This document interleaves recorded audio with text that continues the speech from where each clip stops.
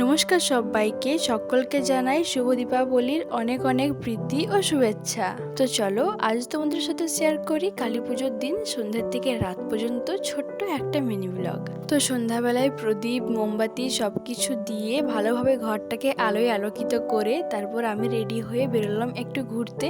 ভাবলাম ঘরে বসে বসে আর কি বা করবো, তার থেকে ভালো একটু ঘুরেই আসি। সে কারণে ও আর আমি করে বেরিয়েছিলাম একটু ঘুরতে। বেশ কয়েকটা জায়গায় ঘুরে ফিরে ঠাকুর দেখলাম, মনটা ভালোর থেকেও আরো বেশি ভালো হয়ে গেল। এমনি দিনগুলোতে যেমন তেমন পুজোর দিনগুলোতে মনে একটা আলাদাই আনন্দ লাগে। আর আমার বাড়িতে পেয়ে গিয়েছিল খিদে, কিন্তু ওইখানে প্রথমে আগে ঘোরাঘুরি করলাম, ঠাকুর দেখলাম, তারপর খেলাম একটা এগ চিকেন রোল, আর খেলাম অনেক দিন পর একটা গরম গরম কুমড়োর বেগুনি। তারপর বাড়ি ফিরে এসে বাবা আর আমি গিয়েছিলাম একটা বাড়িতে মা কালীর প্রসাদ খাওয়ার জন্য।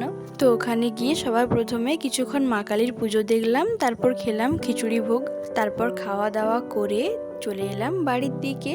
তারপর বাড়ি ফিরে এসে আমার পেয়ে গিয়েছিল খুব জোরে ঘুম, তো আমি ফ্রেশ হয়ে তারপর গেলাম ঘুমোতে। তো এই ছিল আজকের মিনি ব্লগ। দেখা হচ্ছে নেক্সট মিনি ব্লগে। টাটা।